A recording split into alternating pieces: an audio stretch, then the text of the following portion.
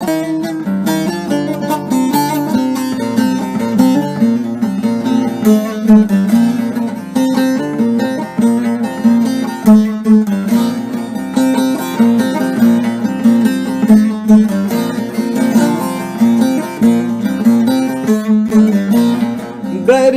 Berti kurban Berti Berti Berti hayran Berti Kumam aleyküm ilmin ra Berti Khamad le kharadir ke khagir Hatta piro ke cides mengir Berti Berti kurban Berti Berti Berti hayran Berti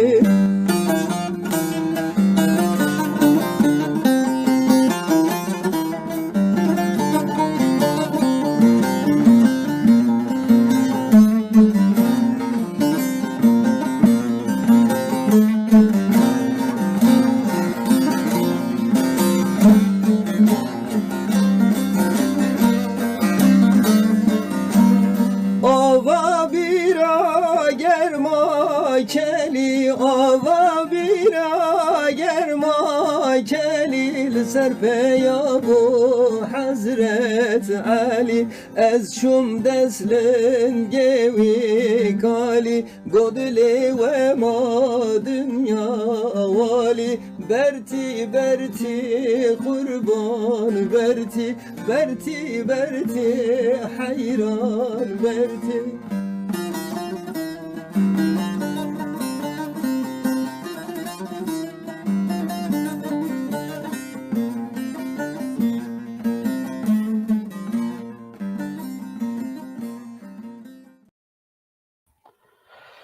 Çağa bxêr ve Kurdên Miromet, çağa bxêr ve Kurdên Anatoliyê navînin hêja, bi navî platforma Kurdên Anatoliyê navîn ve giştka silav dikinî û bixêr hatin bername Pêkan TV. Îro roja yekşemê heftê Gulanê 2023 ne, em bi bernameka din li pêşberî bername li ser hilbijartin seçimê dewçarî Gulanê ye. û wek hûn jî dizanin li Ewropa dengdayîn yani rêyaftin hîn dewam dike li henen welata îro roka paşiyê lê li henen welatê din jî hetanî niheyî mehe yani roka saliyê dewam dike yek ji wan jî Danîmarkayê li Danîmarka wek hûn jî dizanin 3000 hilbijêr yani seçmen hene lê mixabin ji wana nêzîkî 3000 çûne ser sandiqê rêyê xewaftine yanê em bênî nivî bila newiyê ji ber wê me va bername çêkir ku em însanên xwe û gelê xwe hişyar bikin ku herin ser sandiqê rêyê bavên hîn diro hene me va bername çêkir bernameka ku mîvanên sê mîvanên me hene yek mîvanê me HDP vekîlê HDP İstanbulê Hüda Kaya ye mîvanê me din endamê Yeşil Sol Parti Konya Mulla Şimşek e û mîvanên me din yê paşê berdevkê Komisyona Seçimê Danîmarka Şoreş Bilikan e em ê bername xwe bi wan hevalan ve dewam bikin lê em ê wergerînin ser Tirkî hîn ez neçûme Tirkî ez dixwazim tiştekî we bidim guhdarkirin ji rejî rica dikim ku wê bîne ser ekranê em kilameka vengê biçûk bi we guhdarkirin bidin ji nû ve em ê derbasî bername xwe bibin.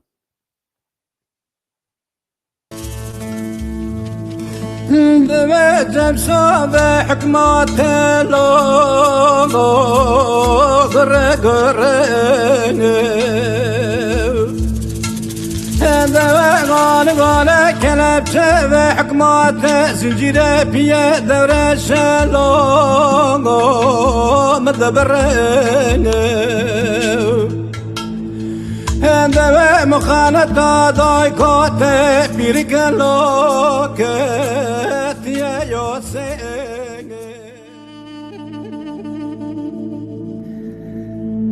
Kako estir ke ezme çelu çenden Giyo be kuste ku ebi benden Kundu kurban varim wali haji Osmin çenden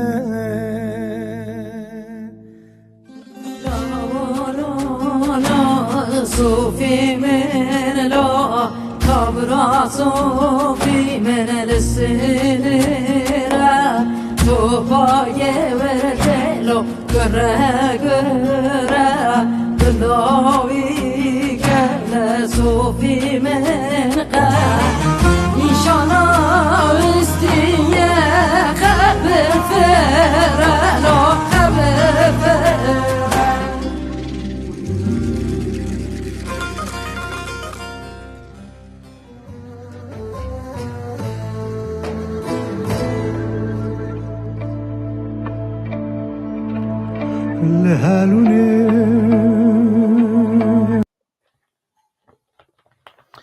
اری وک و گهدار کری توردا نه کلام هنه و کلامانه حتی نها نتهاتن زانین نتهاتن کشف کرن پریز شورش رشی وانا کشف کرن برهف کرن و دانا پیکانه جی پا ارانجور گرسل دایان وانا چه کرن آماده کرن نهال بردستی منه وک او اس پی امی لهر ولاتکی لهر جیکی انسان خراب بدن ناس کرن یعنی کلامنگ حتی نها قد نهاتنا بیستین قد نهاتنا کرن از اموانا ما چه کرن و حاضر کرن آماده کرن از هنه که توردا نه کلام هنه کلام جکدارن از وانا هنه کی کرتاسی بیان جیب شنده دربا ساو کیونی کلام سفته کلام چوکوی جکل حسنه یاد دیو کلاما راوی هم که کو لا و مروه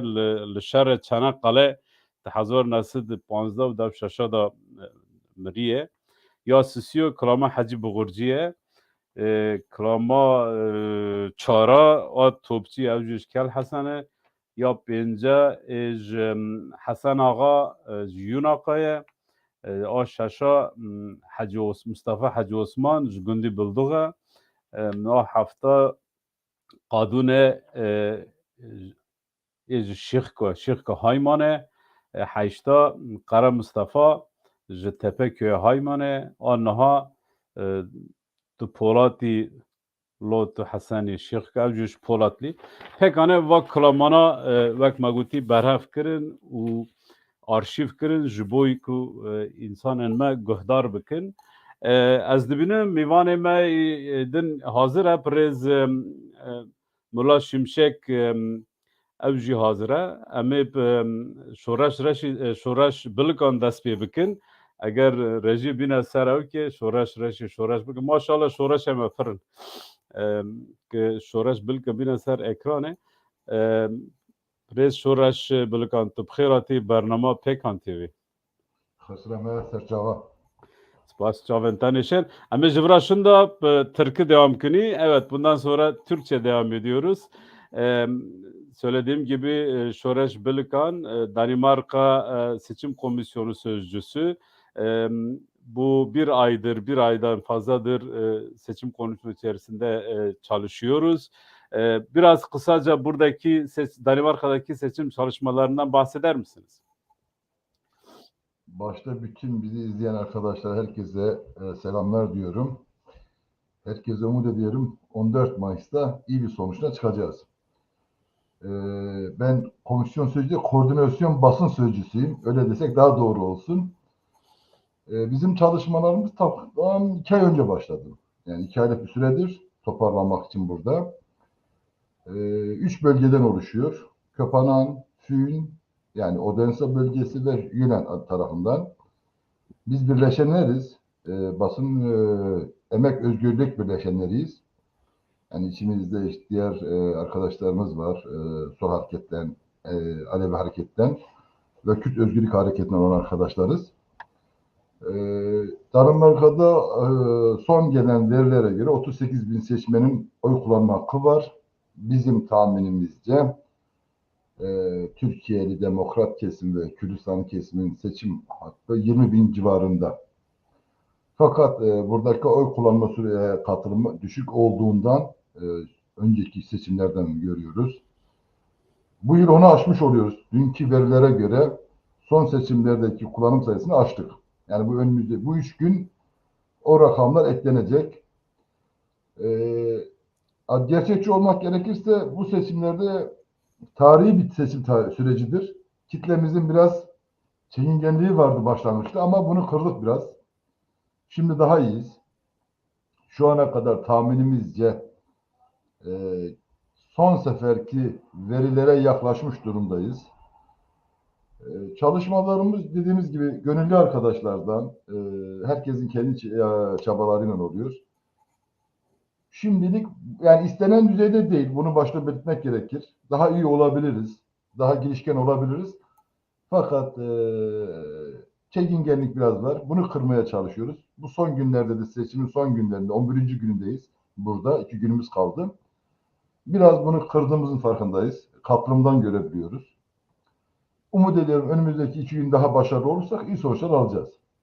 Yani biz bu kırılganlığı kırdık diyorsunuz. Mesela neler yapıldı ki bu insanlarımız sandığa gelmeye başladı? Ya biz şöyle diyebiliriz. Biz bir ay öncesi kahve dolaştık. Kitlelerin bulunduğu evlere gittik. Bölgelere gittik. Halk toplantıları yaptık. Yani bizim Kürt siyasetçilerinden, eski dönemin milletvekillerinden, işte Ahmet Yıldırım geldi. Online toplantıları yaptık. İşte Osman Baydemir katıldı, Faysal katıldı. Şu anda Danimarka bölgemizde Zerrete Hüdayi Kaya vardır. Kendisi de programa katılacak birazdan.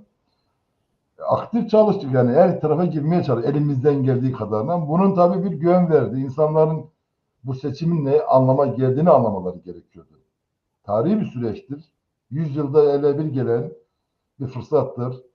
Bunu değerlendirmek gerekir. Bu şekilde anlattık yani sorunu anlattık. İnsanların korona dönemindeki yani pandemi dönemindeki ve Erdoğan'ın bu sosyal medya paylaşımlarda tutuklamalarından dolayı insanlarda bir korku doğmuştu. Gerçekler buydu. Ama biz bunu açtık desek yalan olur ama kırdık. Açtık diyemeyiz, kırdık. Şu anda onu biraz fark edebiliyoruz. Onun yani gelen misafirlerimizden, katılımcılardan bunu görebildik. Tabii daha da iyi olabilir. Evet. İsterseniz biz Mulla vekilimizi de alalım. Hem ortaklaşa sohbet ederiz hem selam vermiş oluruz. Eyvallah.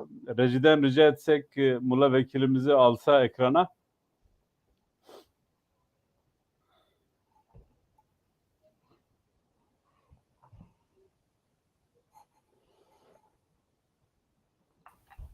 Reji vekil meşgul ben alayım. Prez Mulla Şimşek Tıbkhirati Bernama Pekan TV. Merhaba, hayır selamet. Celal'cim merhaba. Türkçe Sağ ol, Selam Mavli, olsun. sağ ol. Mucerredin, hemen. Mat sağbi.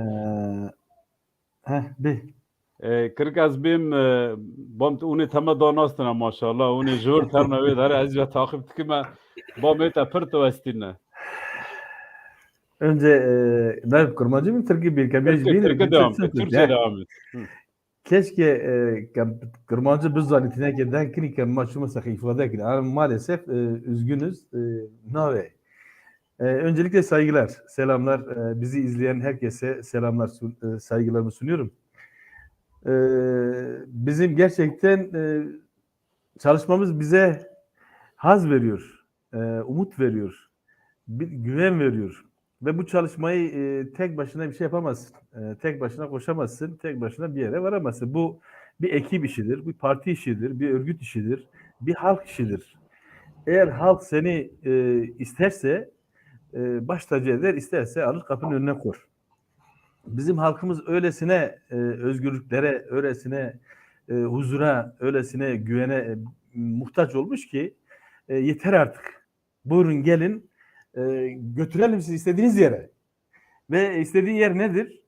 İstediği yer insanlarımızın artık barış içerisinde, huzur içerisinde, güven içerisinde kendilerini ifade edebilecekleri bir ülke, bir alan, bir yaşadıkları bir ortam. Buraya bizi sürüklüyorlar. Halk istiyor bunu. İnanın ki halk istiyor. Biz sadece birer halkın sözcüleriyiz. Başka bir şey değil. Vekiliz ismi üzerinde zaten. Onun vekiliyiz. Biz bir dakika dahi eğer 2 dakika, 2 saat, 3 saat bir gecikme ve sabah erkenden kalkmasak bakıyorum bir saat 9'da 8'de hemen düşüyor. Nereye gidiyorsunuz? Kalkmadınız mı? Programınız nedir? Hemen insanlarımız bunu bize yansıtıyor. Belki siz görmüyorsunuz ama bizim işte Twitter olsun, Facebook olsun, Instagram olsun. İnanın ki gelin şuraya insanlar sizi bekliyor. Gidin şuraya şunu şöyle söyleyin. Gidin şuraya şu insanları ikna edin. Şu aile bu sıkıntıları var. Şu insanlarımızın bu sıkıntıları bizi sürekli kontrol edip ve yönlendiriyorlar. Onun için çok çok teşekkür ediyorum bizim halkımıza, bizim insanlarımıza. Bu heyecanı, bu coşkuyu gerçekten mükemmel bir şekilde bize yansıtıyorlar. Biz de bu mükemmelliğin karşısında yorgun olsak da farkında değiliz.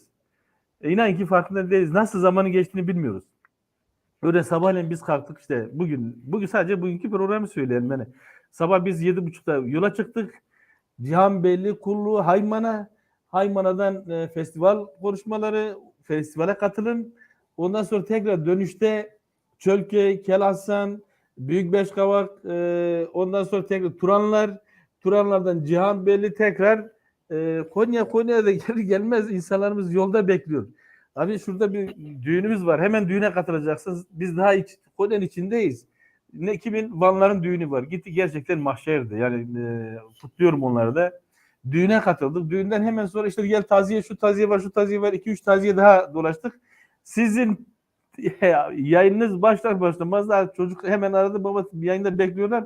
Biz dedik 2 dakika sonra, 1 dakika sonra ancak gelebildik. Yani bu yorgunluk yorgun hissetmiyoruz kendimizi. Bunların o hazı, o heyecanı bize verdiği o zevk gerçekten mükemmel. Biz bu hazla gidip geliyoruz. Çok rahatız şu anda. İnsanlarımıza da, sizlere de, bize basınla, yayınla bu tür şeylere destek veren herkese çok teşekkür ediyorum. Sağ olun. Bizim görevimiz yani Soraç da biraz belirtti. İşte biz de 2 aydır bu şekilde katkı sunmaya çalışıyoruz. Yani bugün bile yarın sabah buradan bir araba 450 kilometre yol gidecek, oy kullanacaklar. Evet. Yani böyle bir çalışma var. Tabii ki dediğiniz gibi bu kolektif bir çalışma. Şimdi siz Hıdırles'e katıldınız. Herhalde ilk kez mi katılıyorsunuz? Hayır. Ben 2005'ten beri katılırız. Hatta 2005, 2006, 2005, 2007'de de parti tarafından görevli gönderildim. Gittik orada konuşmacı olarak parti adına ben katılıyordum. 2009'da yani sürekli katılırdık. Hatta benim en son mahkememde bizi içeri aldıklarında Sayın Selahattin Demirtaş'ın katılımı vardı. 2014'tü galiba. 2013 müydü? 2014 boyunca Selahattin Bey'in katıldığı o festivalde Selahattin Bey'in eşi bize ekmek arasında o işte şeyi sunuyor, kavurma bize verdi. Onun fotoğrafı çekmişler. Kim çekti, nasıl çekti bilmiyorum. O fotoğrafta mahkemede bana sen bunu tanıyor musun diyor. Yani Selahattin Demirtaş da eşi. Genel başkanımız diyoruz yani bunu nasıl tanımayacağız yani. Düşünebiliyor musunuz? Oradaki o fotoğrafı mahkemede sen bunu tanıyor musun? Yani sen bunlarla beraber misin? Yani şimdi saçma sapan tabii ki şeyler. Bunlara biz çok gittik. Gerçekten katılım güzel, heyecan güzeldi. Oradaki milletvekili arkadaşlarımız, adayı arkadaşlarımız, oradaki halk coşku gerçekten güzeldi. Biz de orada bir konuşma yaptık. Kalktık söyledik. Biz daha önce Konya'dan bir belediye başkanı olarak geliyorduk. Bundan sonra da bir söz daha size veriyoruz. Konya'dan bir milletvekili temsiliyet olarak en az biz 2 bekleyeceğiz artık. En az bir milletvekiliyle bu müjdeyi sizlere vermek istiyorum dedi. Gerçekten mükemmel bir coşku oldu. Mükemmel bir heyecan oldu. İnsanlar da bekliyor bunu. Seyrediyorlar, takip ediyorlar. Bu heyecan, bu sevgi bize yeterdi. Güzel oldu. İyi, çok güzel. Mullah Vekilim, şimdi şunu sormak istiyorum. Bu 2 aydır çalışıyorsunuz. İşte tüm köylere gittiniz, her tarafı dolaştınız. Siz ne izlenim edindiniz? Sizde nasıl bir intiba yarattı? Şimdi demin de söyledim keşke 2 ay olsa 1 aydır. Keşke 2 ayımız olsaydı. Yani biz tam 31-32 günlük bir adaylık sürecimiz var. Yani zaman keşke yeterli olsaydı. İnanın ki yeterli olsaydı 3 ay olmuş olsaydı çünkü bu partinin aldığı kararlar var. Aday belirleme süreçleri biraz gecikti. Bu işte biliyorsunuz bir felaket geldi ülkemizin başına. 11 ilde deprem oldu. Bu deprem herkesi etkiledi. Hem siyasi anlamda hem psikolojik anlamda herkesi etkiledi. Bundan dolayı da gecikti. Bu gecikmeye rağmen insanlardaki psikolojik moral bozukluğundan bir takım ilk günlerde bir şey vardı, çekingenlik vardı ama ondan sonra gerçekten demin sözünü ettiğimiz o insanlarımızdaki yeter, bıktık artık. Bunun artık bu tek adam rejiminin bitmesi gerekir. Bu baskıların artık üzerimizden gitmesi gerekir. AKP'deki o gevşeme, halktaki gevşeme, işte MHP'deki bu gevşeme sahalara yansıyor. Tabii ki bize de olumlu bir şekilde yansıyor bu. Ya yeter işte bir değişiklik de olsun. Her zaman diğer sistemdeki partiler olmak zorunda değil. Bir de bu ülkenin içerisinde bulunan gerçek kimliği olan Kürtler var. Kürtlerle beraber bunların içerisinde ezilen kesim insanlar var. Emekçi insanlar var. Eğitimci dediğimiz bizim eskiden sendikadaki beraber olduğumuz arkadaşlarımız, dostlarımız, bize destek veren Türk kesimindeki arkadaşlar var. Aleviler var. Sunilerdeki işte biliyorsun sadece dini kullana bazı şeyler yapmaya çalışıyordu. Ama dindeki o tek adamdaki rejimin din üzerindeki etkisi yanlışları da bu insanlar görenler artık yeter diyor. Bu bize heyecan veriyor. Bu bize mutluluk veriyor. Bu bize artık bir şeylerin yapılma zamanı geldiği umudunu veriyor. Biz de bu şekliyle devam ediyoruz. Çok güzel şeyler yaşıyoruz alanlarda. Çok güzel konuşmalar söylüyoruz. Kimi bize iltifatlarda bulunarak işte bir bayrağı tekrar taşıyacaksınız. İşte belediye başkanlığı döneminizde yaptığınız şeyler, belediye başkanlığındaki tek partiden tek HDP o zamanki DDP, BDP tek belediyedeki tek belediye olmanız şimdi size bunu milletvekiline dönüştürecek. Bu umutla, bu heyecanla gerçekten insanlarda bir coşku var. Bu da bize yansıyor tabii ister istemez. Bunları Evet, görüyoruz teşekkür ederim. insanlarda. Şuraşı şunu sormak istiyorum. Danimarka'daki seçmenin Sayın Vekilimiz Mullah Şimşek'e ne katkısı olacak? Ya şimdi şu anda ben şöyle diyebilirim. 2 aylık bir çalışma var. 11 günden beri de elçiliğin önündeki oy sürecini takip ediyorum. Yani gene bizim kitlemizin dediği şey Mullah'ı kesin görüyorlar Mullah Başkanı. İkincisini düşünüyor şu anda arkadaşlar. Öyle bir hava var. Onu da söyleyeyim. Yani durum öyle bir izlenim almışlar. Bizim oylarımız yani şu anda tahmin edeyim 10 ile dağılacak aldığım bilgiye göre. Yani Avrupa oylarının oyları 10 ili. Bu Konya'da içinde var bunun içinde. Ankara 3. bölgedir işte Afyon vardır. Arkadaşlar sıralamaları var.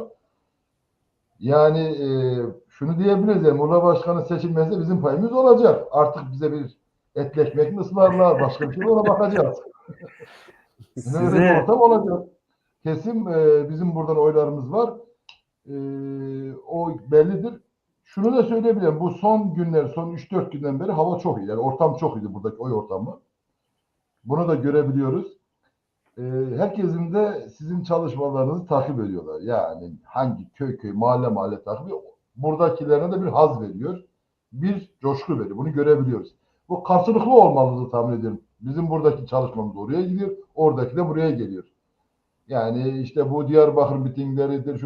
Bizim burası İç Anadolu ağırlıkta olduğu için genelde herkes Mullah Şimşek'i takip ediyor. Emine arkadaşı takip ediyorlar. Bu şekilde iyi bir olumlu hava var. 4000 oyumuz var buradan tahmin ediyorum. Şu andaki tespitlerimizde göz kararı tahmin ediyoruz.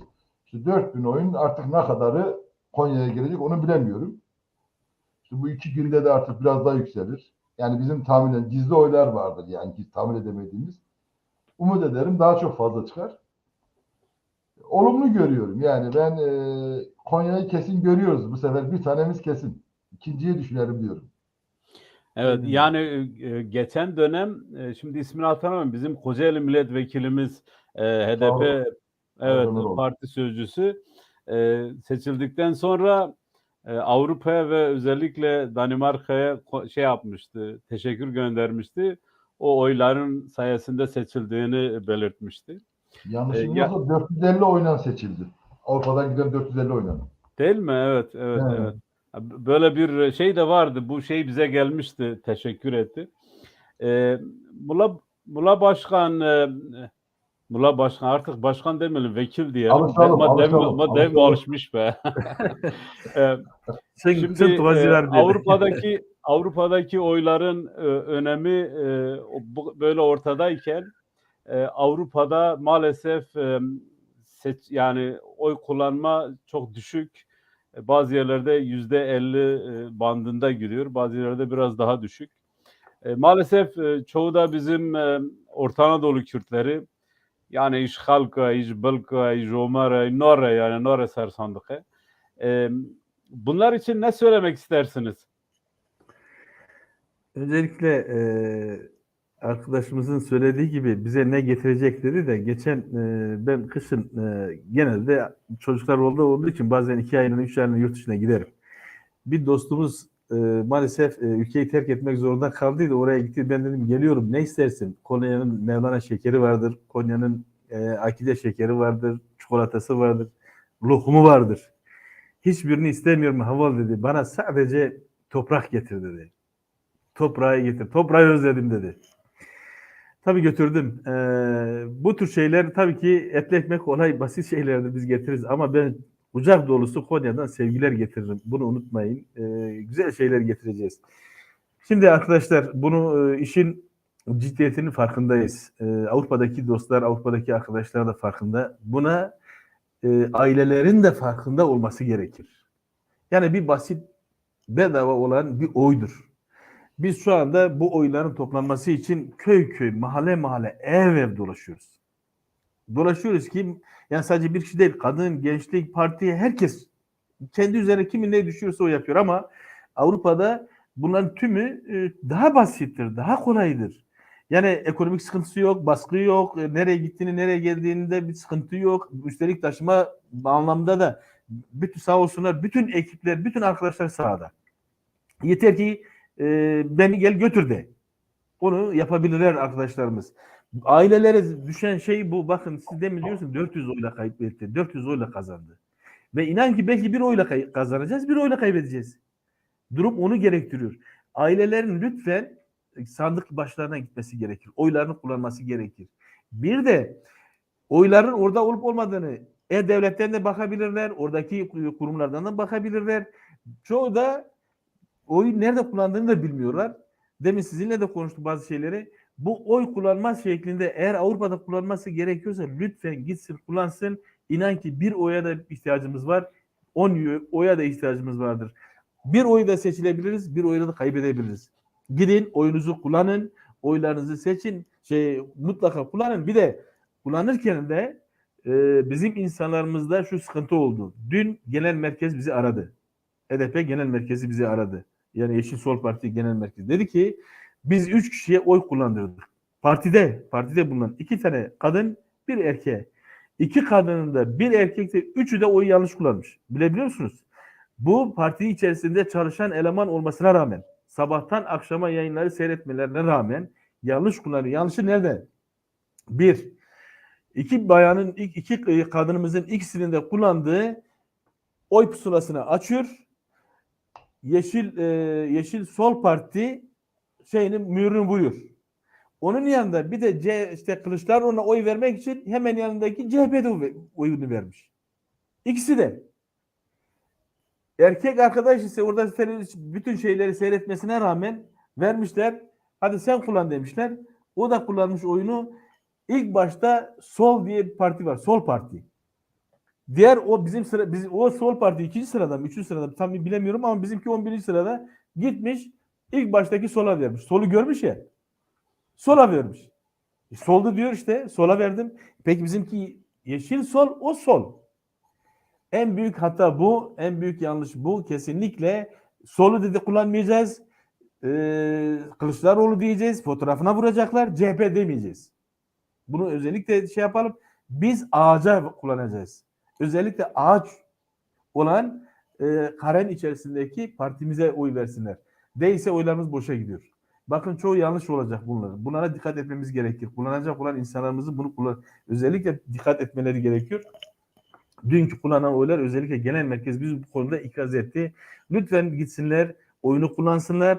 Hatta Türkiye'de kullanması gerekli olan varsa da uçak bilet paralarını inan ki parti karşılar, biz karşılar. Bilim gelsinler Türkiye'de de kullansınlar. Kullansınlar, ertesi gün giderler. Sıkıntı olmaz. Yani Avrupa'daki arkadaşlar da verir, parti de verir, biz de veririz. Yeter ki bizimle bağlantıya geçsinler, oyunu kullansınlar. Türkiye'de bulunan akrabalarına da, kardeşlerine de, yakınlarına da, kendi köyündeki insanlarına da lütfen bu tür şeylerde telefon açsınlar, onları sandığa göndersinler. Bizde de o sıkıntılar yaşanıyor, bizde de o takım şeyler yaşanıyor. Bunu mutlaka birbirimize destek vererek, yardımcı olarak bunları aşalım diyorum. Onun için herkes sandık başına mutlaka gitmelidir. Sakın demeyin ki benim oyun bir tanedir. Bir hesapla sadece Danimarka'da 100 kişi olsa, ben tekim, her ülkede 100 kişi olsa al sana 10 tane ülkede 1000 tane oy demektir. Bu 1000 oy karşı taraftaki 4 tane parti, 5 tane parti gidiyor, 5000 oya tekabül eder. 5000 oya tekabül eder. Bize yansıması ise arkadaş anlattı, ben de size bunu basit bir şekilde söyleyeyim. Bir önceki seçimde bizim oy oranımız 3.6 idi. Bizim Konya'da Türkiye genelinde aldığımız oy 3.6. Avrupa'daki oyların bu 3.6'ya göreki yansıması 7080 oy. 7080 oy. Bizim şu anda bütün anket şirketleri en düşüğü gösteren 5, 4.99, 4.70, 5.2, 5.3 hatta 6'yı gösterenler de var. Ama 5 olarak hesapladığın zaman inan ki 10-11 bin oydan aşağı olmayacak. Ve Avrupa'dan gelen oylar ne kadar önemli olduğunu görüyorsunuz. Yani 10 bin oy da çok büyük oydur Türkiye'nin şartlarına göre. Bunun için Avrupa'daki arkadaşlarımızın, dostlarımızın lütfen sandığa gidip oyunu kullanmaları gerekir. Bunu özellikle herkesin üzerinde durması gerekir. Tek tek tespit etmek gerekir. Hatta bildiğimiz, tanıdığımız, sizin ulaşamayacağınız, sizinle gitmeyenler bize telefonlar verin, biz buradan arayalım. Sizin işte şu şeyde oy kullanma hakkınız vardır. Lütfen gidin oyunuzu kullanın. Çalışmıyor, yaşlıdır, parası yoktur. İnan ki hallederiz. Gerekeni yaparız. Her ülkede bunu yaparız. Her ülkede biz örgütlüyüz, biz varız. Bu konuda partimiz de, dostlarımız da, sizin gibi arkadaşlar da yardımcı olacaklarından eminim. Bize bildirseler iyi olur. Teşekkür ederiz. Evet, Sayın Vekilimiz Hüdakaya geldi. Onu da bekletmeyelim. Hemen stüdyoya alalım. Eğer reji hazırsa. Sayın Vekilim Hüdakaya hoş geldiniz Pekan TV programına. Hoş bulduk. Hayırlı yayınlar. Başarılar diliyorum. Teşekkür ederim. Merhaba. İlk kez programımıza katılıyorsunuz. Daha önce birkaç kez konuştuk ama bir türlü nasip olmadı. Bugüne nasip oldu. Evet. Şu anda da Danimarka'dasınız. İlk önce şuradan başlayayım. Danimarka nasıl gidiyor? Çalışmalar nasıl gidiyor? Danimarka'yı sağ olsun misafir olduğum aile bugün biraz daha aslında Kopenhag'ı görme imkanım oldu. Bugün biraz sakiniz. Hemen hemen her gün programımız oldu. İsveç'ten sonra Danimarka'ya gelmiştim. Dün de tekrar konsolosluğa gidip oy verme işlemini gözlemledik. Yani yurt dışındaki insanlarımızla konuştuğumuzda oy verirken de ve burada evinde Türkiye'yi takip ederken de memleketin kokusunu, huzurunu, atmosferini burada buram buram hisseden, takip eden, endişe eden insanlarımızla karşılaşıyoruz. Ve herkes muzdarip. İnsanlar artık bir an önce ülkemiz düzelsin, nefes alsın, sizler de kurtulun, bizler de endişe etmeden köyümüze, yurdumuza, tatilimize gidebilelim, dönebilelim. Gidince havaalanında girememek gibi bir endişe var genel Avrupa insanında. İçeri girdikten sonra da dışarı çıkamama gibi yıllardır yaşanan sıkıntılar malum. Her yönden çok ciddi bir mobbing ve baskı ile karşı karşıya kalıyorlar insanlarımız. Her türlü istismara, madden ve manen istismara ve sömürmeye açık bir politika güdüyor şu andaki iktidar. Ve insanların sosyal medya üzerindeki en küçük paylaşımları bile havaalanında yaşayacakları sıkıntı için bir sebep olabiliyor. Huzurla köylerine gidip çoluk çocuk memleketlerini gösterip tatillerini geçirip hasretlerini giderip rahatlıkla endişesiz tekrar geri dönebilmek istiyor binlerce insan. Tabii ki Türkiye'nin atmosferi bu anlamda gerçekten çok sıkıntılı.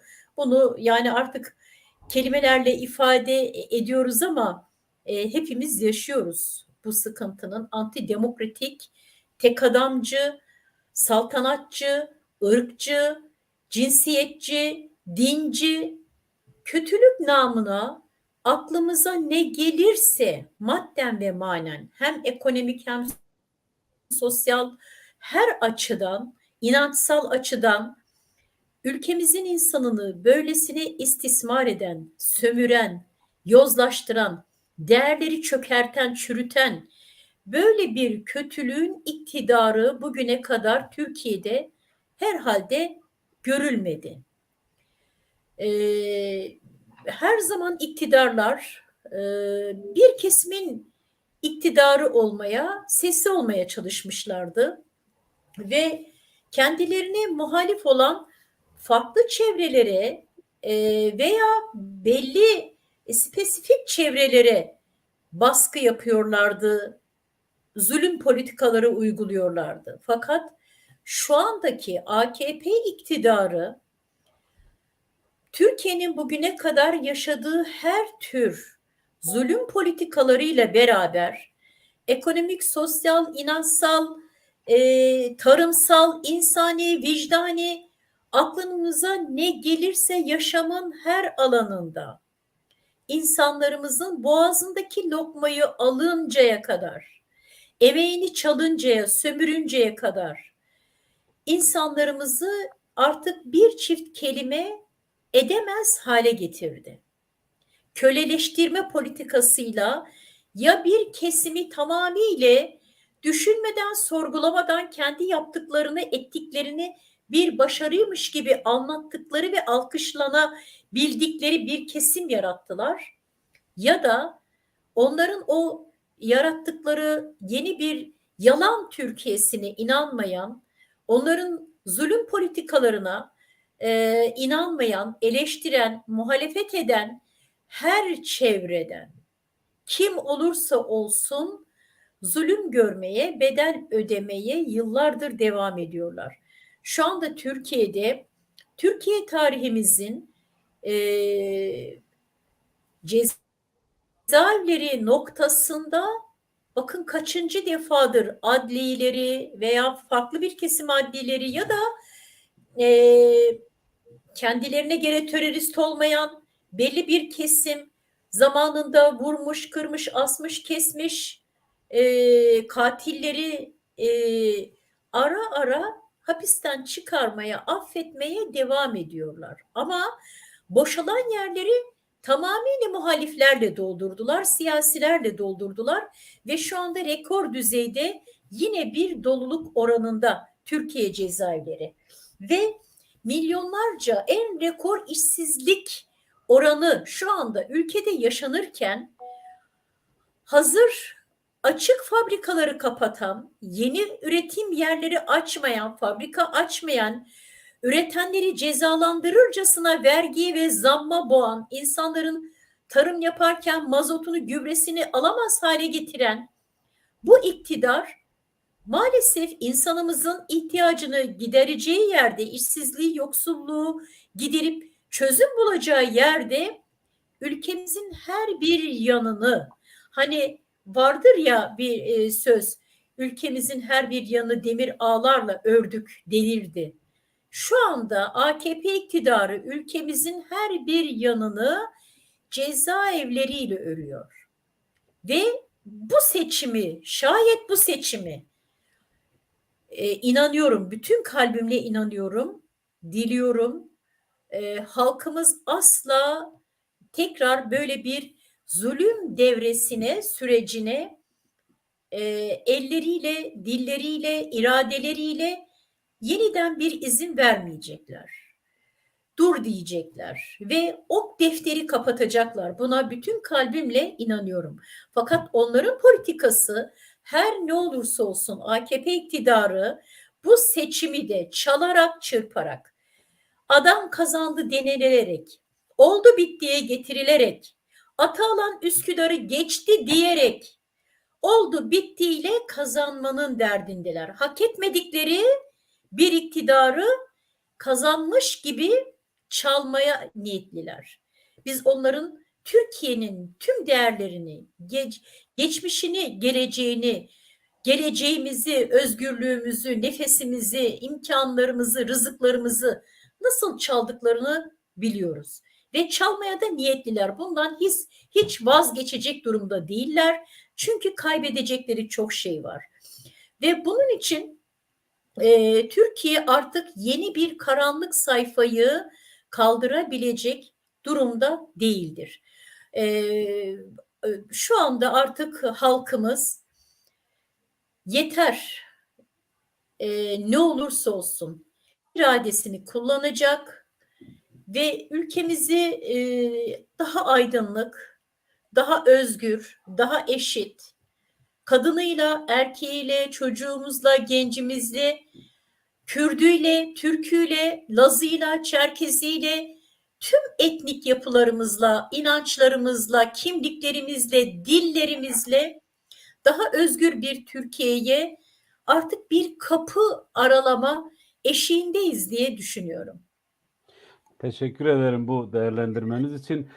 Sayın bizi izleyen izleyiciler ve bu yayını paylaşmanızı rica ediyorum. Telefon da geldi beni. Ben Lütfen müsaade ederseniz Buyurun. söz alabilir miyim? Tabii buyurun. Tabii direkt girdik konuya fakat aynı zamanda burada sevgili Molla Şimşek Başkanımızın adaylığını da kutluyorum. Konya dün Garo vekilimizin paylaşımlarından da gördük. Hepimiz çok duygulandık ve gerçekten çok şaşırdık. Konya'da bile bu manzarayı görüyorsak artık inşallah kazanmamak, yeni bir sayfa açmamak, ülkemizin aydınlık geleceği için umutlanmamak mümkün değil. Fakat işte bundan dolayıdır ki bakın bugün Erzurum'da Ekrem İmamoğlu'nun mitingine yapılan son derece çirkin bir saldırı gerçekleşti.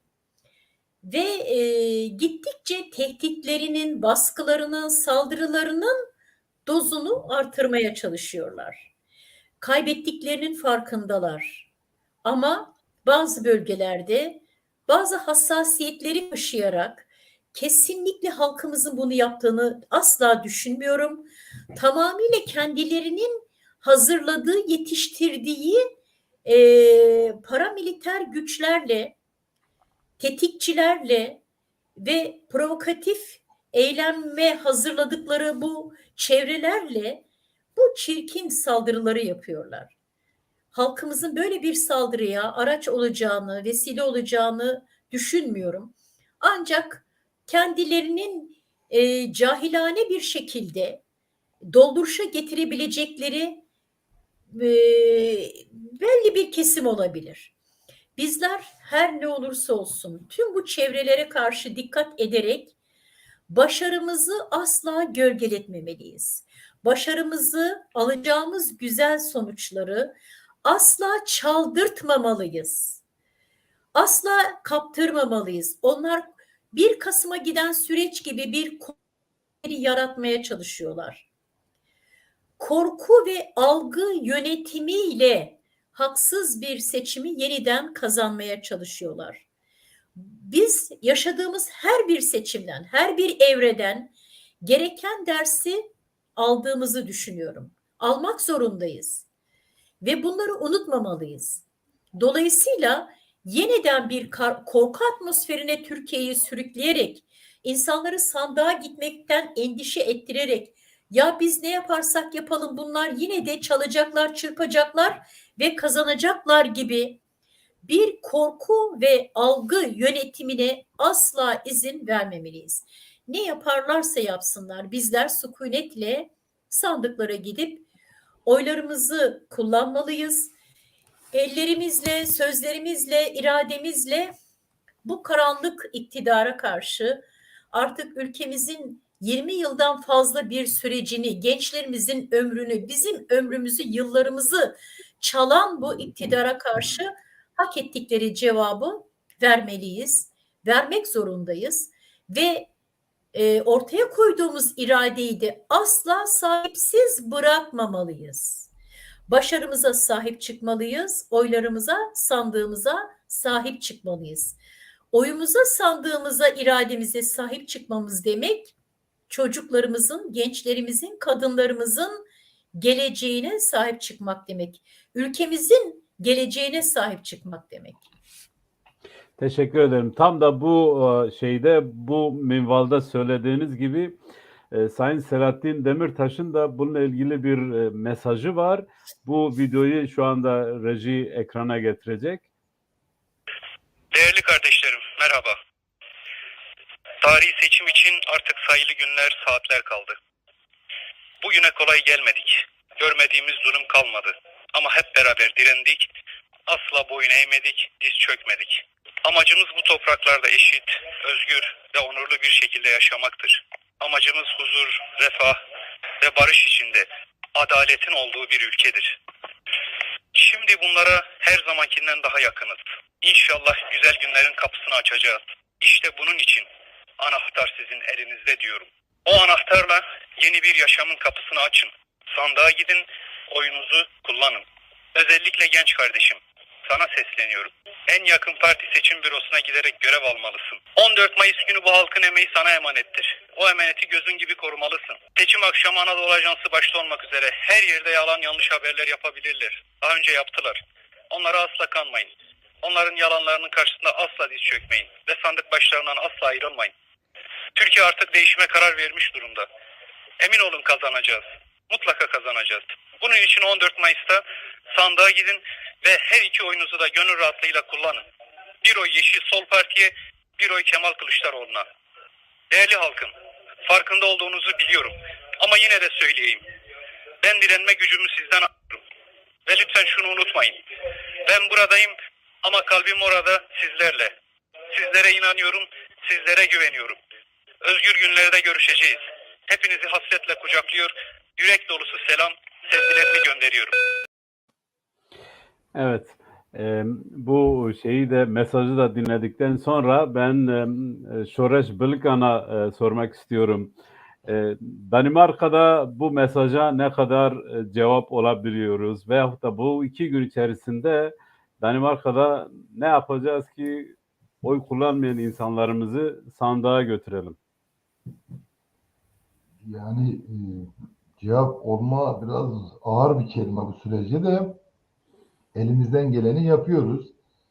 Fakat bugünkü mekazın Selahattin Başkan'ın da etkileyici olacağını düşünüyorum. Zaten vekilimizle de bu son bir haftadan beri çalışıyoruz. Beraber güçlerimiz de var. Elimizden gelen yapıyoruz ama son 2 günü elimizdeki listelere göre aramamız gerekiyor ev ev. Oyları olanları, gelmeyenler, bildiklerimizi. Biraz zorlayacağız. Yani hazırız, arabalarımız hazır. İstediğimizi istediği yerden getirebiliriz. Kilometresi şu fark değil. Ona hazırız. Tek tek aramak gerekiyor. Bütün arkadaşların, yani komisyonlarımız olan arkadaşların biraz daha fedakarlık, biraz daha yüklenmesi gerekiyor son 2 günü.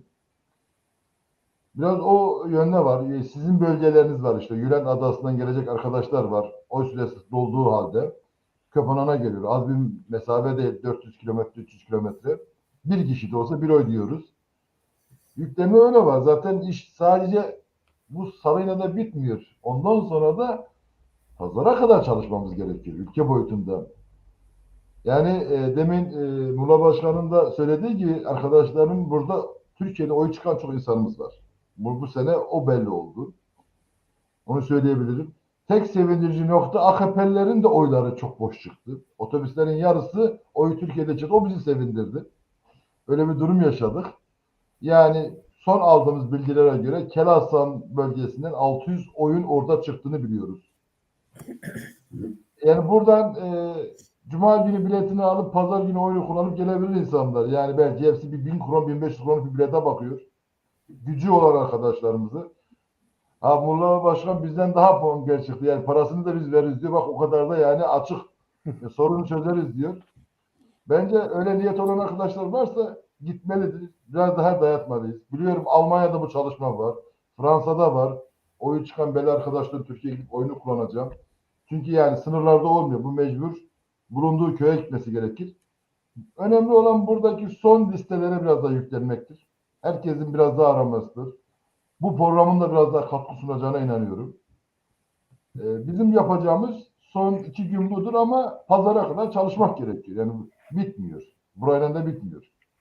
Yani eğer biz Albok'tan bir kişiyi göndersek, siz tren garından veyahut da otobüs terminalden alır, onu oy kullanmaya götürür, tekrar getirirsiniz değil mi? O dediği Sorun yok. Onda sorun yok. sorun yok. Sorun yok. Buradan belirteyim. Aslında yani bunu yaptığımızı biliyorum ama sadece bizi izleyenler, bizi dinleyenlerin bilmesi açısından söylüyorum. Eğer buradan Bunu da Albok söyleyebiliriz. 450 kilometreyi, 440 kilometre bir arkadaşı trenle gönderirsek, arkadaşlar Kopenhag'da istasyondan alır, götürür, konsolosluğa oyunu kullanır, tekrar getirir, tren istasyonuna yolcu eder, gönderir. Yani Şunu bu ekleyebilirim yani ben.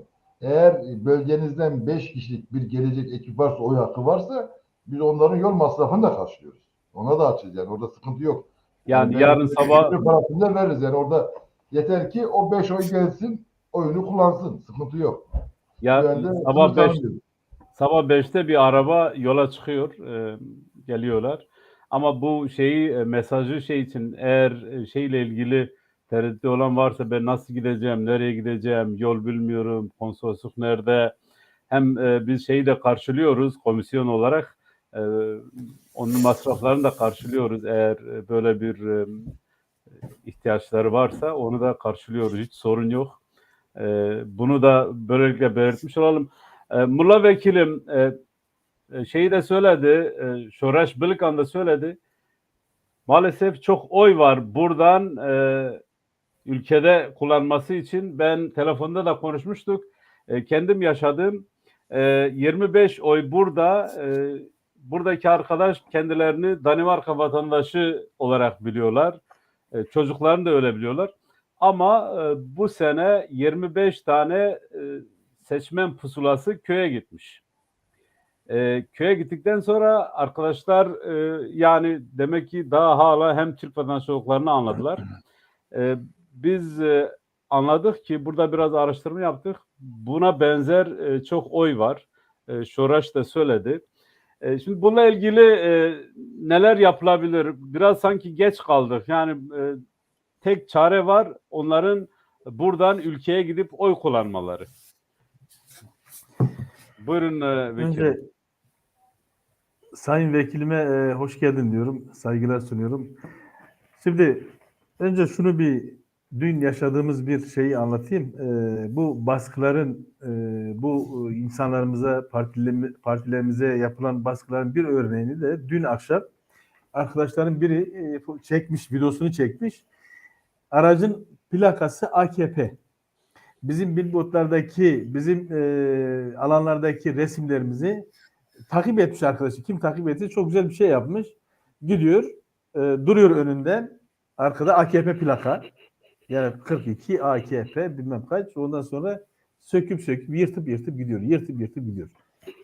Ne polisten ne halkta bir tepki yok. Bunu ondan sonra sağa sola da bakıyorum. Videoda çok güzel de gösteriyor. Sağa sola sanki büyük bir başarı elde etmiş gibi, kahraman gibi arabasına biniyor, tekrar sürüp gidiyor. Bunları ya biz yaşıyoruz. Halkımızın bunu görmesi lazım. Seçmenimizin bu tür şeyleri görmesi gerekir. Yavaş yavaş işte dün coşkuyu gördünüz o alanda. Garo Bey geldi, o mitik alandaki o insanlarımızın coşkusunu gördünüz. Bir gün önce de Sayın Kemal Bülbül gelmişti vekilimiz. Biz Ereğli bölgesini dolaştık. Ereğli'deki mahalleleri dolaştık. Aynı coşku orada da vardı. Aynı heyecan orada da vardı. Orada biz kendi sitemize bakarsanız görülür. İnan ki insanlar artık yeter diyor. Yani baskı da, zulüm de bizi artık bu tür şeylere zorluyor ve biz bunları artık atmak zorundayız diyor. Kırıyor bunları. Biz bunları yaşadık, biz bunları gördük diyor.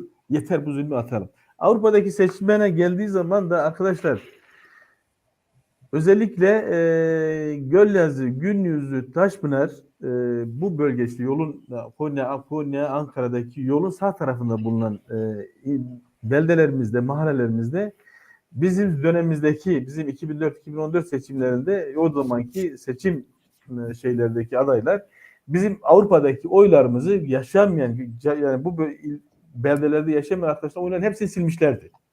Hepsini sildiler. Kim neredeyse orada oyunu kullanır. Yani Gölyazı'da, Cami'de işte bizim o bölgede kimse kullanamaz. Ama özellikle yolun sağ tarafı Yenicoba olsun, Kelasan olsun, Büyükbeşkavak olsun, o Çölköy olsun. Burada yaşayan arkadaşlarımız, vatandaşlarımızın tümünün Avrupa'da belli bir oy potansiyeli var. Biz 2014 yerel seçimlerde bunun hesabını çıkarttık. Sayın rahmetli Murat Bozak beraber oradaki seçim listesini biz çıkarttık. Hepsini tek tek kim nerede yaşıyor çıkarttık. 5000 küsür oy vardı. 5000.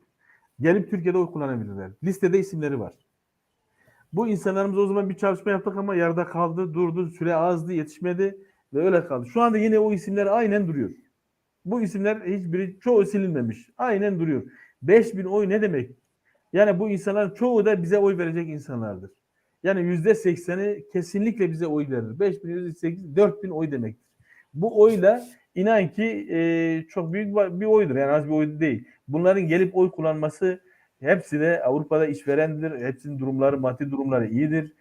Eğer maddi durumları iyi değilse inan ki biz veririz. Biz karşılarız. Yeter ki gel uçak tutarız.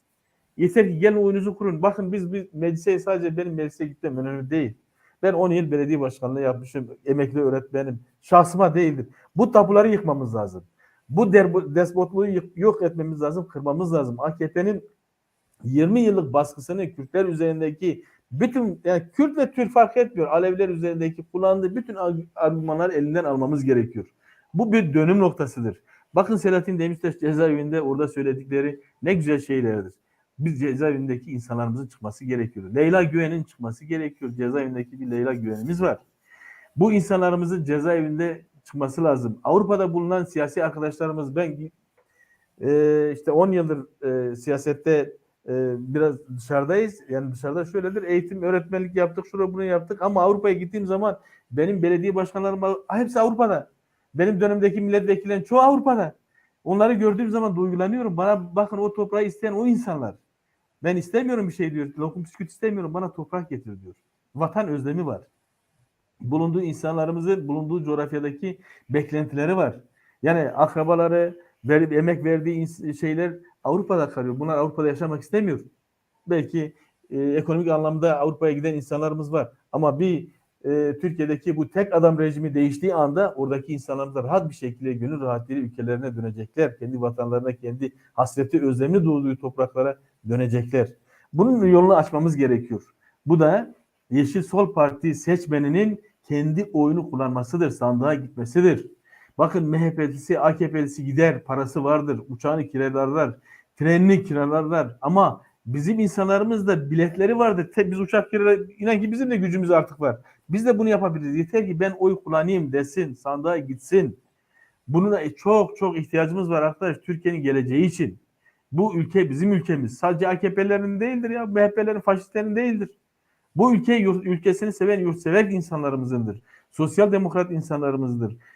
Emekçi insanlarındır. Emeği veren, ben çalışabiliyorum, emeğim karşılığını almıyorum diyen köylünün, çiftçinin, emeklinin ülkesidir. Üretebilen herkesin ülkesidir. Bakın Tayyip AKP'nin 20'lik iktidarda ülkemizi getirdiği nokta şudur.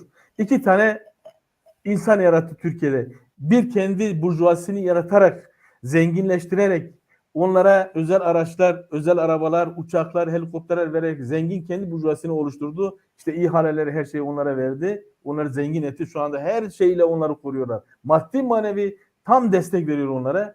Öbür tarafta da fakirleştirmiş, yoksullaştırmış, kendisine dilenci hale getirmiş, dilenci durumuna getiren insanlar. Bugün bir yerde karşılaştık, bizim karşımıza gelen dediği şu: bize diyor kömür veriyor. Bize diyor işte maaş bağlamış. Bize işte bayramdan bayrama 2.000 lira para veriyor. Bu insanlar dilenci hale gelmiştir. Sadaka toplama haline getirmiştir. Fakirdir. Köyünü boşaltmış, çift tarlasını bırakmış, tarımını bırakmış. Hiçbir yerde hiçbir şey yok.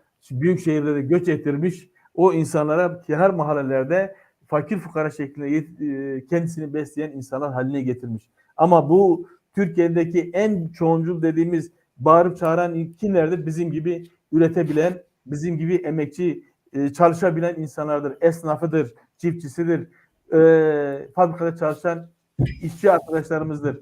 Maalesef bunlar da ürettiklerinin karşılığını alamıyorlar. Sattığı malın karşılığını, değerini alamıyorlar. Fabrikada çalışan insanların, asgari ücret çalışan insanlarımız kendi emeğin karşılığını alamıyorlar. Bunlar aç, bunlar sefil. Bu insanların da büyük sıkıntılar var. Diğerleri zaten dilenci hale gelmiş. Onlara bağlamış kendini. Diğer tarafta zengin ama üreten, ben bir şeyler yapıyorum diyen, yapabileceğim diyen insanların ise bağırmasına da kulak takmıyor. Bırak diyor, git Avrupa'ya. Avrupa'ya doktor gitmiş, öğretmen girmiş, beyin göçü var. Gitsin. Çiftçi diyor ben üretiyorum, karşılığını almıyorum. Giderim etli başka yerden alırım diyor. Saman lazım, buğday lazım, arpa lazım. Gider Rusya'dan, Rusya'dan, Ukrayna'dan alırım, utanmadan Rusya'dan, Ukrayna'dan almış olduğu, savaş halinde olan bir ülkeden almış olduğu samanla övünür. Bir savaş halinde olan onlardır.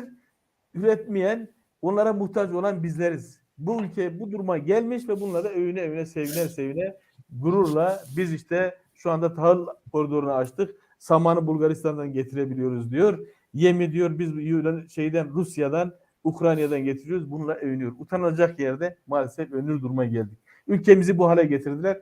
Tabii ki Konya'daki bu coşku, bu heyecanda artık yeter. Biz bunları göndermeliyiz diyor. Bunun için de kendi oyuna, kendi halkına, kendi adayına, kendi partisine, Yeşil Sol'a da sahip çıkıyorlar. Onun için de biz de bu sefer mutlaka kazanacağız diyor. Bunları göndereceğiz. Abbas yolcu diyoruz. Yoluna devam etsin diyoruz. Güle güle diyoruz bunlara da. Teşekkür ederim Mula Vekilim. Sayın Hüdakaya Vekilim, ben bazen şunu söylüyordum. Yani bu din kisvesi altında iktidara gelen ve kendisini yaşatmaya çalışan 3 tane lider var Avrupa'da. Üçü de çok zengin oldu dini kullanarak. Dinin bu olmadığını hepimiz biliyoruz. Nedir bu Türkiye'de bu kadar dinin peşinde bu şekilde bunu kandıran insanların olması? Dinci ve dindarı birbirinden ayırırsak biraz bunun yorumunu yaparsanız sevinirim hocam. Öncelikle AKP gerçekten dindar bir parti mi? Dindarlığından bir eser kaldı mı? İlk kuruluş dönemindeki 20 yıl önceki değerlerinden ve ilkelerinden aradaki mesafe ne kadar açıldı? Ve o koyduğu ilk değerlerin ve ilkelerin demokratikleşme, muhafazakarlık gibi koyduğu bazı kriterlerin şu anda neresinde? Yani baktığımız zaman ilk kurulduğu dönemden bugüne %99 neredeyse bu değerleri taşıyan hiç kimse çevresinde kalmadı. Diğer taraftan biraz önce konuşmamda arada ifade ettiğim gibi hani Ay'a 4 şeritli yol yapsak bize inanacak bir halkımız var demişti ya damat Berat. O sözüyle burada konuşmalarımda da çok sık örnek verdim onu. Şununla kıyas edeceğim.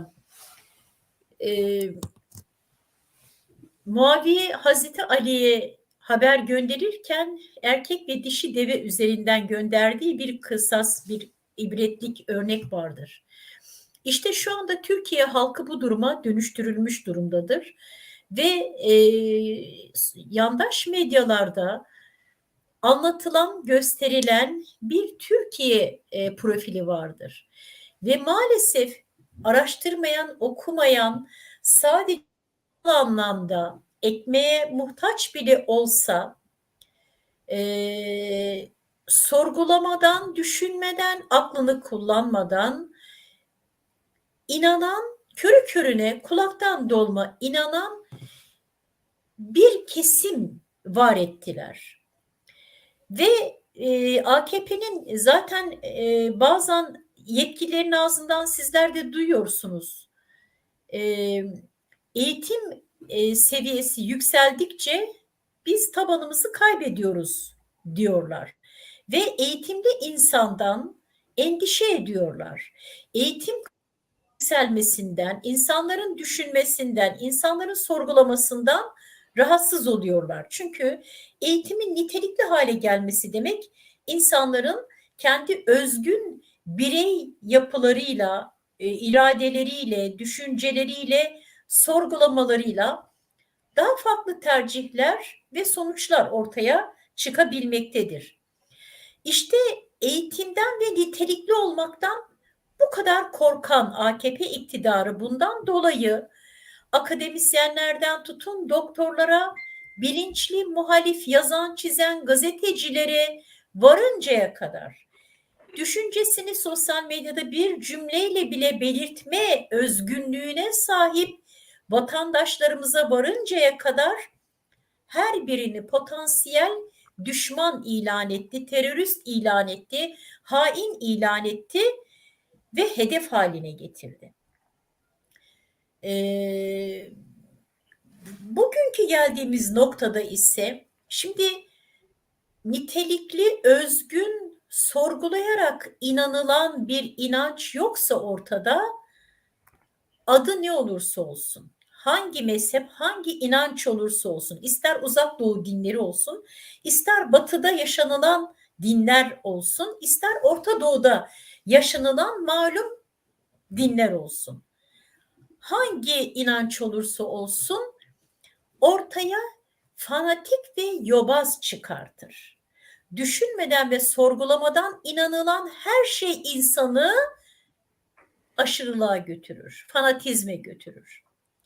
Diğer bir taraftan bugün AKP'yi var eden değerler asla 20 yıl önceki varoluş değerleriyle aynı değildir. Bundan kaç yıl oldu hatırlamıyorum, sosyal medyada bir paylaşım yapmıştım. AKP artık normal bir siyasi parti değildir. Organize bir suç örgütüdür. Uluslararası ve Türkiye içerisinde her tür yasa dışı illegal suç unsurlarını bünyesinde barındırmaktadır. Bilfiil kendileri tarafından yerine getirilmektedir. Dünyada uluslararası insan ticaretinden, tarihi eser kaçakçılığından, uyuşturucu ticaretine varıncaya kadar bilfiil bu idarenin eliyle bunlar gerçekleştirilmektedir ve bununla beraber kirli işbirliği yaptığı çevrelerle birlikte şu anda bir mafya yapılanmasına, insanların emeğine ve malına çöken bir mafya yapılanmasına dönüştürülmüştür. Bir suç örgütüne dönüştürülmüştür artık. Ve onun var olmasını isteyenler de bu ellerinde her türlü gayrimeşru imkanları bir fırsata çevirerek, yetkilerini kullanarak, devletin kadrolarını, bizim vergilerimizi, imkanlarımızı kullanarak, istismar ederek kendi kirli işlerine araç etmektedirler. AKP demek asla dindarlık demek değildir. AKP demek İslam, inanç demek değildir. AKP demek yalan demektir. Hırsızlık demektir. Yolsuzluk demektir. Hani bir zamanlar gelirken 3Y ile mücadele edeceğiz diye gelmişlerdi.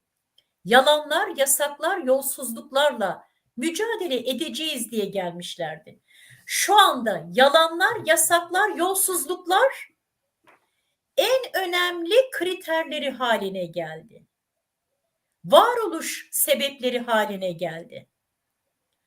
talanı, yağması, yalanı, iftirası, insan hakları ihlalleri ne varıncaya kadar, insanların, yoksulun boğazındaki ekmeği çalmaya kadar korkunç bir politikayı üretir hale geldiler. Çalmanın, yalanın, inkarın, zulmün, vurmanın, kırmanın, hapsetmenin, insanların yıllarını çalmanın, çocukları babasız, annesiz büyütmenin, gençlerin geleceğini çalmanın, her türlü yolsuzluğun, ahlaksızlığın, gayrimeşruluğun din ile herhangi bir inançla ne alakası olabilir? Kaldı ki olsun, o inanç bizim inancımız olamaz. Hırsızlığa cevaz veren, yalana cevaz veren, zulme cevaz veren bir inanç bizim inancımız olamaz. Dindarlık da ne dindarlığı? AKP yeni bir din yarattı. AKP kendi zulüm dinini yarattı. O dinden biz uzağız. Biz o dinden olamayız. O inançtan olamayız biz. AKP Allah'ın kitabı, kutsalları diline doladı, istismar ediyor, ellerinde dalgalandırıyor, ayaklar altına alıyor diye biz o kavramlara sahip çıkmak zorunda mıyız? Kur'an'da ayet var, çok açık. Ben burada sevgili Konyalı vatandaşlarımıza, dinleyen tüm izleyenlerimize şunu hatırlatmayı isterim. Ayet vardır Kur'an'da. Dikkat edin, sizi Allah'ın adıyla aldatmasınlar der Allah. Bu kime söylüyor bunu? Dincilere söylüyor. Her çağın dinci zalimlerine söylüyor. Her çağın dinci tahakkümcülerine söylüyor. Yöneticilerine söylüyor bunu. Dikkat edin, sizi Allah'ın adıyla aldatmasınlar. Tarihte, peygamberler, inançlar tarihinde hiçbir tek örneği yoktur ki halk önderi olan elçiler, peygamberler inansızlarla, ateistlerle, şucularla, bucularla mücadele etmemişlerdir. Tamamı dinci otoritelerle mücadele etmişlerdir. Hazreti Muhammed de Mekke'de Kabe bizim, Allah bizim, kurban bizim, hac bizim diyen o günün Mekke'nin dinci mülkleriyle mücadele etmişlerdir. Onlar ateist, dinsiz değillerdi. Allah da, kitapta, Kabe'de bizden sorulur diyen insanlardı. Dolayısıyla isterse bir ayakları Kabe'den çıkmasın, isterse gece gündüz alınları secdede olsun, yaratıcının böyle bir zulme ihtiyacı yok, yalana ihtiyacı yok, ahlaksızlığa ihtiyacı yok, insanların emeğinin çalınmasına ihtiyacı yok. Allah'ın, yaratıcının yapmayın dediği ne varsa AKP iktidarı yapıyor, çalıyor, iftira ediyor, yalan söylüyor, yani israf ediyor. Yasakların, haramların, ahlaksızlığın her birini AKP bir kendilerine dönük yasa haline getirdi. Olmazsa olmaz haline getirdi. Her türlü gayrimeşruluğu ve inancın yasakladığı her şeyi yapacak, adaletsizliği yapacak, insanların hayatını çalacak, insanları katledecek, insanları haksız yere duvarların arkasına hapsedecek, emeğini çalacak, sömürecek, insanları yaşamdan bıktıracak, ülkeyi cehenneme döndürecek, adına da dindarlık mı diyecek? Kendilerine olsun öyle bir dindarlık. Bizim öyle bir dindarlığa, öyle bir dine de ihtiyacımız yok. Adalet neredeyse, kim adalet diyorsa biz o din üzerindeyiz. Kim barış diyorsa biz o din üzerindeyiz. Kusura bakmayın, sesimi bu kadar Rica ederim. Teşekkür ederiz bu yorumunuz için. Yani programın da 1 saat 15 dakika devam etti. Biz yavaş yavaş toparlayalım. Sayın Vekilim Mulla Şimşek'ten son sözlerinizi alayım, bir de son mesajlarınızı alayım. Ben son sözümü hemen Ben kapatayım. en son sizi almak istiyoruz hocam. Peki. Tamam. Peki. Şimdi arkadaşlar gerçekten bu Bu süreci iyi değerlendirmek lazım. Son 6 günümüz kaldı ve özellikle Avrupa'da oy kullanacak arkadaşlarımız son 2 günü. Bu son 2 günü mutlaka iyi değerlendirmeleri gerekir. Gidip sandıkta mutlaka oyunu kullanmaları gerekir.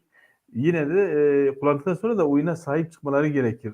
Her ne kadar bizim orada şeyimiz yoksa da üyemiz yoksa da işte diğer arkadaşlar, işte CHP'nin üyesi vardır. Dışarıdaki müşahit ve görevli arkadaşlarımız vardır. Halkımızın mutlaka oyunu kullanmaları gerekir. Türkiye'deki insanlarımıza bağlantıya geçip o arkadaşların kendi ailesine, annesine, babasına, yakınlarına mutlaka oy kullandırmaları gerekir. Yardımcı olmaları gerekir. Telefon açmaları gerekir. Bizim yapacağımız bir şey varsa bize ulaşsınlar. Biz yardımcı oluruz. Bizim orada partili arkadaşlarımız, dostlarımız, sizin gibi arkadaşlarımız, dostlarımız vardır. Onların yardımıyla her ülkede, her yerde, her ilde, her semtte, mahallede bizim bildiklerimiz, insanlarımız var. Bize ulaşsınlar, biz onlara söyleriz. Giderler, oylarını kullandırırlar. Söyleyeceğim şimdilik bunlardır. Başka zaman tekrar görüşmez miyiz diyorum ama 14 Haziran'da da mutlaka kazanacağımızdan emin olsunlar. Güvenle sandığa gitsinler. Bir Konya'da bir ilki başaracağız. Konya çok çok önemlidir. Çünkü burada 300 yıldır, 400 yıl yerleşmiş, sonradan gelmiş arkadaşlarımız, yoldaşlarımız ve Kürt arkadaşlarımız, ezilen Türk arkadaşlarımız, işte dini sömürüp bu hale ülkeyi getiren, bunlara karşı dolu olan insanlarımız vardır. Ülkesini terk eden insanlarımız var. Cezaevindeki insanlarımız var. Bunlar bizleri bekliyorlar. Bunlar bu süre oyun sonucunda tek elimizden kalan budur. Çünkü onların dediği şekliyle biz kavgayla, gürültüyle bu seçimi kazanmak istemiyoruz. Biz barışla, dostlukla, umutla, ışıkla biz bu seçime gidip oylarımızı kullanıp umutla sonuca gitmek istiyoruz. Yine tehdit var, tehditkar şeyler var. Son dolaştığımız yerlerde ben 10 yıl bu partinin belediye başkanı olarak görev yaptım. Yani diğer partiler değil, düzen partileri, sistem partileri değil. Hizmet her zaman gelir. Hizmeti her zaman alırız. Ama bu fırsatı her zaman yakalayamayız. Bu fırsat son fırsattır. O işte gittiğimiz yerlerde bazı tehditkar şekliyle getirmiş oldukları kilitli taşları, getirmiş oldukları bordür taşları, getirmiş oldukları kumları yollara dökmek istediklerini biz görüyoruz ki belediye, kaymakam bunları geri götürüyormuş, tehdit ediyormuş. Eğer siz Yeşil Sol Parti'nin adayına oy verirseniz, eğer Yeşil Sol Parti'nin bayraklarını buraya asarsanız biz bunlara artık hizmet getirmeyiz gibi takip şeyler. Arkadaşlar ben bu düzene karşı seçimi kazanmış bir belediye başkanı olarak diyorum. Bunların hepsini teker yaparız. Belediyeleri kazanacağız. Bundan emin olun. Bu onların korkularıdır. Bu bunların koltuklarını kaybetme endişesidir. İyi tanırız biz bunları. Bunları ne yaptıklarını iyi biliriz.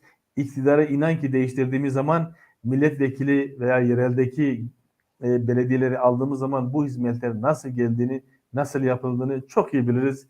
İyi bilenlerden biriyim. Bunları başarırız.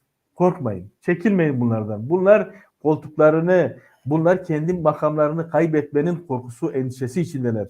Bunlar kaybedecek. İnanın ki kaybedecekler. Bu seçimle diğer yerel seçimdekileri de kaybedecekler. Bunların kaybetmemenin endişesi içindeler. Bu endişeler kar etmez artık bunlara diyorum. Yolları gözüktü. Seçimi kaybedeceklerdir.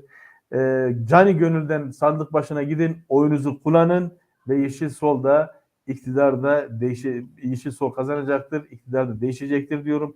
Hepinize hayırlı akşamlar diyorum. Kendinize iyi bakın. Çok sağ olun bizi çağırdığınız için. Bu yayını güzel bir şekilde hazırladığınız için. İyi akşamlar diyorum. Sağ olun. İyi akşamlar. Biz de iyi akşamlar diyoruz Sayın Vekilim.